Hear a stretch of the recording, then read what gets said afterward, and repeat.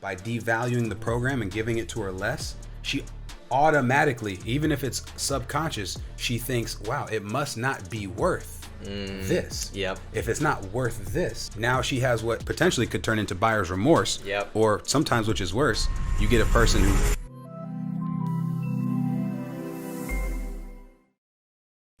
Hey coaches, welcome back. This is the Fitness to Freedom Academy.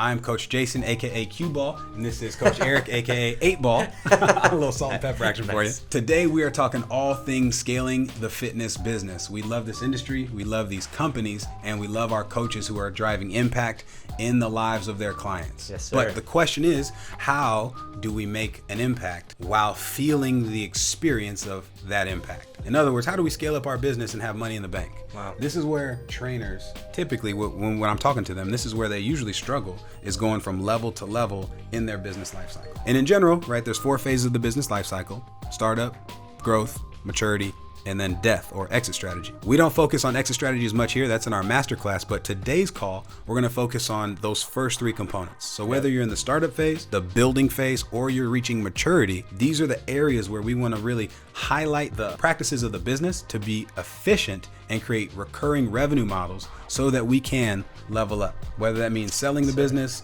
giving it away, or creating legacy value for the next generation. Yep. Creating that wealth. Coach Eric, let me just ask you, when it comes to scaling up and leveling up the fitness coaching business, what would you say is one of the top things that keeps a coach from being able to step into that next level? The very first thing that your focus needs to be on is understanding who it is that you're serving, understanding who that perfect customer, client, whatever the case is, to be able to communicate to them. Back in the day, you think about Nike, right? When Nike was starting, who were they targeting? They were targeting a very, very specific demographic, very specific group. So everything that they did with marketing, everything that they did with their presence online was very specific. Now it's branched out to everybody has Nike. Right. Doesn't matter like what you do, if you're sports, if you just want to have their casual wear, you know what I mean? It's branched out. It's not just catered to like athletes or sports or whatever the case is anymore. In order to have built that where they can expand to like everybody, it came from their initial interaction that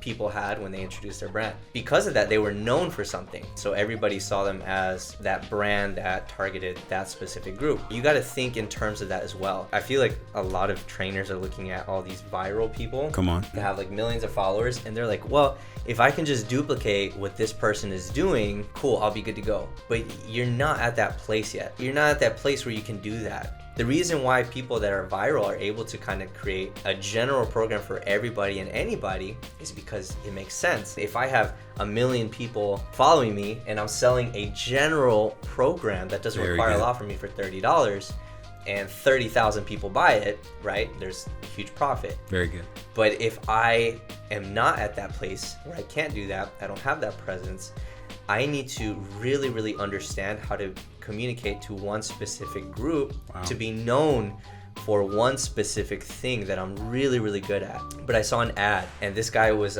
he was called like Glute Master or something like that. Let's go. Which is very specific, right? Who is that going to target? If I say, hey, Jason, I'm actually the Glute King, you're like, oh, probably not for me, but my wife might want that, right? Bingo. Because women, they want to, they want to have really nice glutes. So it was really, really smart. And because of that, he's able to bring the kind of traffic that he wants. He already has that clear focus in who is it that I'm talking to and how can I attract them? So you're attracting that group of people that you want to work with instead of like taking everybody and anybody. And then what happens when people do that? You're taking every person under the sun that'll pay and they become disaster clients. They don't do their check-ins. They disappear. They don't make their payments. Yeah, they don't make their payments. It's late. It's a hassle. And so that's really the biggest thing is you have to understand who it is that you're going to serve and like really, really understand the way they think, understand their pain points, understand, what is that they want. And when you can really dive into that, then you can dive into all the other details about their life, the things that they struggle with, the things that they want to hear. And when you're able to appeal to them so they can bring their guard down, now you as a coach, you're there to serve them. Now you have their attention. Wow. Now you can present that authenticity that nobody else can present because now you have their attention. It's really just being able to stick out. Not a lot of people can grab that attention. And I think that's where one of the biggest problems is. That brings up such a good point, and it's almost counterintuitive. It's like less is more, but it doesn't always make sense, right? Because you say, I don't need to work with everybody. But then it sounds like if I do that as a trainer, I'm limiting myself because I only have this much to pull from instead of all of these. Right. But to your point, that counterintuitive part, it has the reverse effect. Because you're so focused and so micro niched, and because you become so well known for serving this group, that group now brings opportunities. So I was a performance coach, right? I had a program that was very intimate. It required me and students to be working on parts of their profile that, and sometimes their parents, like, again, these are 13, 14-year-old kids, right, and their parents are just dropping them off at the park with some guy. So being able to focus on and become known for doing one thing would ultimately lead me into new opportunities. So while it was coaching little athletes at the park, it quickly turned into building sports for colleges and training teams and leagues and working with new startup teams in Little League and all sorts of opportunities that I would never have otherwise gotten to if I stayed in that space of, oh, I'm just a personal trainer. Yeah. I help her lose weight. I help him get fit, and I help him with sports, and I help him move and feel better, and I help him with nutrition. While all those things are in my wheelhouse, focusing on the one thing actually gives me exponential results and opportunity now to do other things. Exactly, because then what would have separated you if you're communicating the same thing over and over that every other coach is communicating to every single person, just hope that it sticks. Like, well, my name is Jason and I'm a coach and I help people get in shape. Cool. That's what everybody does. Right. I'll help you create a workout program that's going to get you from point A to point Z. So can everybody else. And it's the same thing with the meal plan. Anybody could do that stuff. When you really have honed in on exactly what it is that people expect and people want, you're able to really stick out. That actually brings us right into our second point, because once you know who you serve, not just, oh, it's this person who is at that place at this time, but, oh, this is what their favorite meal is, their favorite color. Here's how they respond when things get tough. Here's how they respond when things are going really well. Mm-hmm. Once you know who that person is, now it opens up, which is point number 2, clear communication. And this is what I see a lot of trainers struggle with, especially today in this kind of Gnostic age, this awakening, this spiritual, everything is energy and we're all transferring as we exist together. And there's a lot of this open, airy vernacular, but speaking the language of the person in front of me so that we can effectively communicate is the most important aspect of turning that potential prospect into a client or beginning relationship. And we talk a lot about relationship in this program because life moves at the speed of relationships. Business is another word for healthy, maintained relationships. The difference between most relationships and business relationships is that financial transaction. That's why we call these set of relationships business. But the same principles that build healthy marriages, healthy friendships are the same principles that build healthy client relationships, healthy partnerships. We'll talk more about strategic partnerships and aligning, but more importantly, how to communicate to the person in front of me. When I have the 45-year-old single mom who works 2 jobs and she's stressed out and she needs to lose 40 pounds, how do I communicate with her when I tell her things like, oh, I've got a great program, we're going to get you dialed in, it's going to get you set up for success? That's not the language that she speaks, right?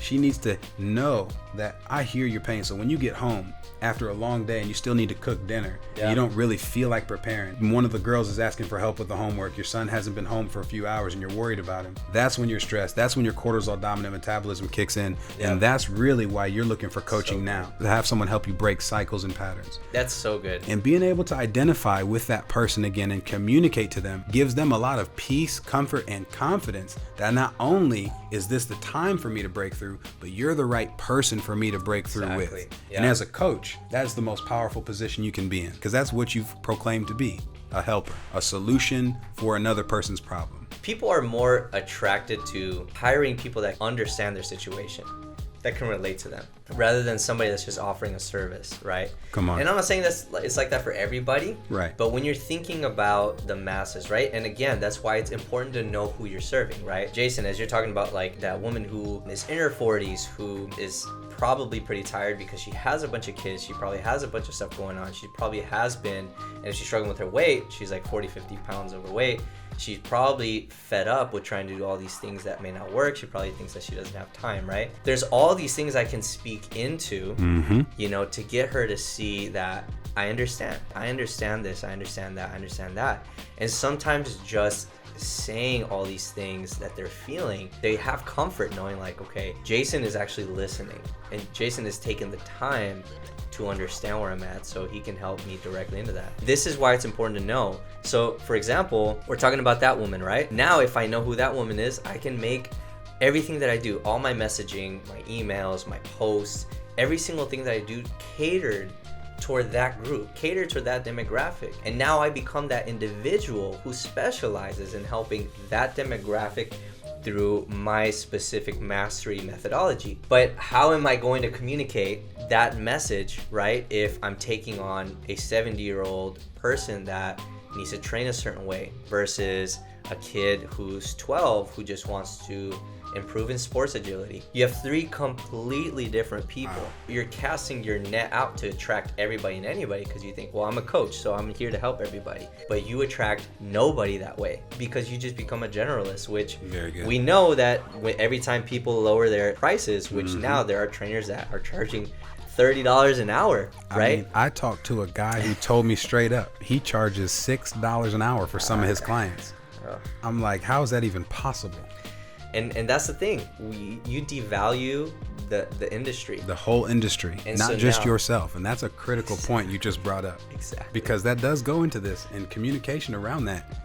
Being able to retain value and help other people see value is one of the calls and responsibilities of a coach, of a leader. Yeah.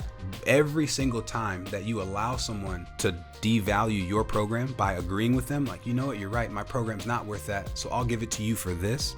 Not only are you robbing yourself, you're also robbing this person. That woman who needs that coach, if she's like, I want this coach, right? She's going through the stress and she feels the pain.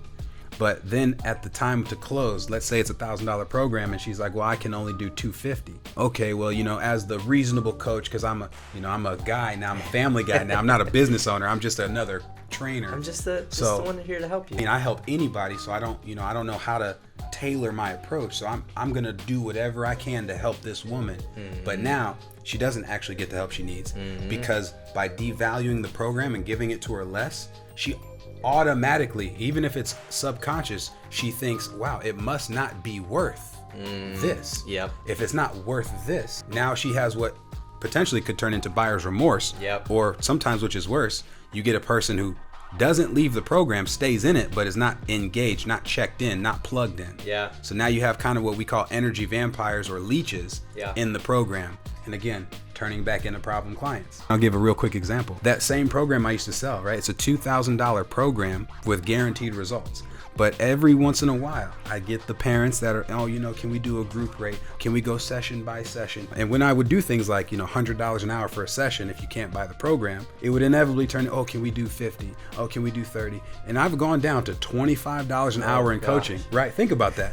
I started knowing the average trainer charges $110 an hour, so I'm going to undercut a little bit. I went $100 an hour, and I said, I'll never work for less. And then I started getting all the feedback from the people in this certain area of, well, you know, this demographic, these parents can't afford this school district, and well, can we do it for lower? And every single time I'd lower the price, more and more stress, more and more headaches. And of course, I'm making less and less money. I'm getting paid less to deal with more stress. And now you just programmed her whenever she gets introduced to a price range of like 110, she's like, that's outrageous. Outrageous. I paid $20 before. So I've not only devalued myself, robbed her, but I have hurt the industry that I love so much. Yep. And now it's just going to get worse and worse and worse. That's right. Worse. And that's why you sell $10,000 programs, coaches. There you go. There it is. That does bring us to our last point of today's talk, which is, to me, possibly the most important of the 3 reasons why people can't scale. To me, tell me if you disagree, I think it comes down to focus. Yeah. And sometimes maybe lack of focus. Yeah.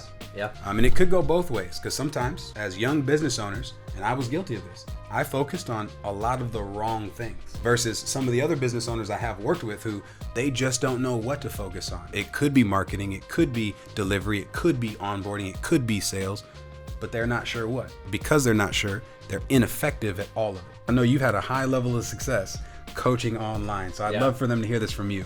When it comes to focus, what's the one thing, if you were sitting down with these coaches, that you would point them in the direction whether they're in the startup phase or the growth phase.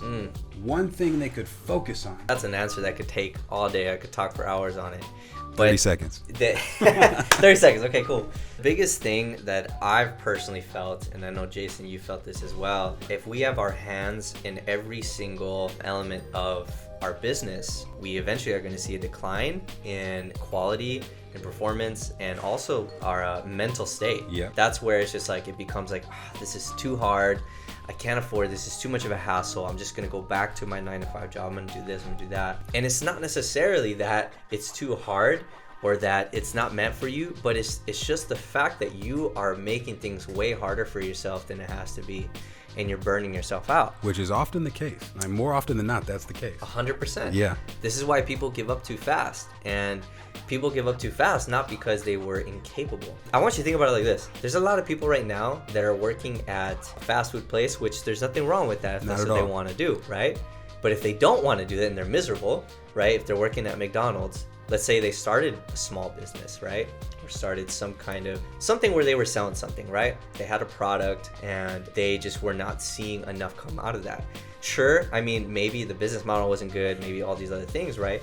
But think about the potential that person actually had to become even a millionaire. If they had the right fundamentals in place and they had the right mentality and they were able to outsource their work, because their focus was just scattered through all these different things, and they didn't have, and the whole point of this to really gain focus is being able to assign and delegate. That person, let's say, you know, they're making minimum wage working at a fast food job, they had the potential to make a 7-figure business, what they would never know because they gave up. So the focus should be on, one, before you start outsourcing and asking people to start completing these tasks for you, you understand that you are going to grind until you understand even a little bit in every single element of your business. You don't have to become an expert at everything. I haven't met anybody that's a very successful business owner that is an expert in every single thing. Writing copy and marketing and, you know, delivery, whatever the case is, right? If you understand how to do a bit of everything and it's teachable and you understand what you want, now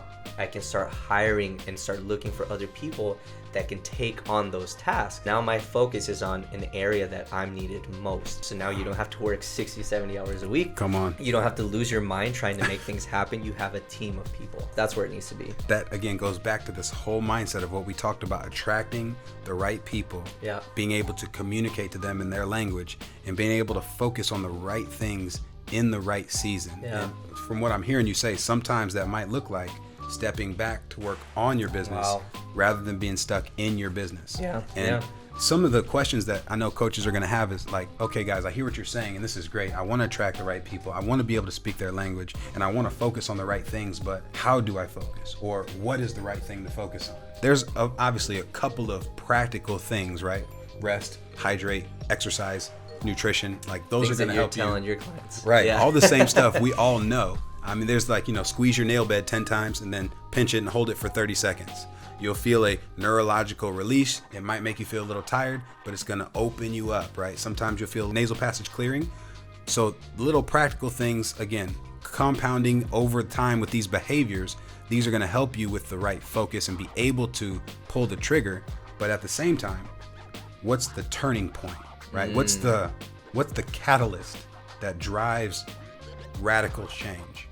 And to me, it starts with a quality decision. Sometimes to learn how to focus, you need to simply take a step back and just maybe you take 30 seconds today or 30 minutes to reflect on the thoughts you have. Why do you even think the way you think? Why do you think you should be a trainer? Why do you think you want a business? Why do you think anybody should listen to you? Why do you think you're even here? Why do you think that you have to live the way you live now? For example, I said this to my wife too. Tomorrow, we could both wake up, change our minds, take our son and just leave, never come back. We could go build a house in the jungle and start our own running water like from a stream. And nobody could tell us no. If we wanted to, we could radically shift our life. So to that point, if you woke up tomorrow and decided, today's the day I'm going to start working like me as a millionaire. Wow. What would that actually look like for you? So like, you know, if you're 30 right now or 40 right now, think about if you were 50 and you woke up today and you looked at your bank account because you've worked and you've got 7 figures in all of your accounts and you don't have anywhere to be, what time are you going to wake up? What are you going to do first? Wow. Right? If your thoughts are like, oh, if I got money like that in the bank, I'm just going to sit around all day. That's going to reveal a little bit about your character nature. And that's going to be telling. You need some work. I'll just tell you straight up. People are not meant to sit around all day. Yeah. If you have an aspiration to sit around all day, I can tell you right now, you need to sit back and reflect because you're living in a broken cycle. Yeah. It tells me your life is so circumstance based and you're so burnt out. You would rather check out. You would rather, and this is again, we're talking philosophy and psychology here. Why does a guy who works 50 hours a week come home and sit on the couch and drink beer? Doesn't he already have the habit to do hard work? This is the same guy that's going to complain in 40 years that they're living in the same place. You know, he's got the same experience, still drinking the same beer on the same couch. Yep. Right? Yep. Men are unwilling to change themselves, but eager to change their circumstances. And again, counterintuitive. It starts with what you don't see. Yeah. Your business didn't even exist until you brought it into fruition. Yep. So now you are going to be the catalyst that takes it to its desired end.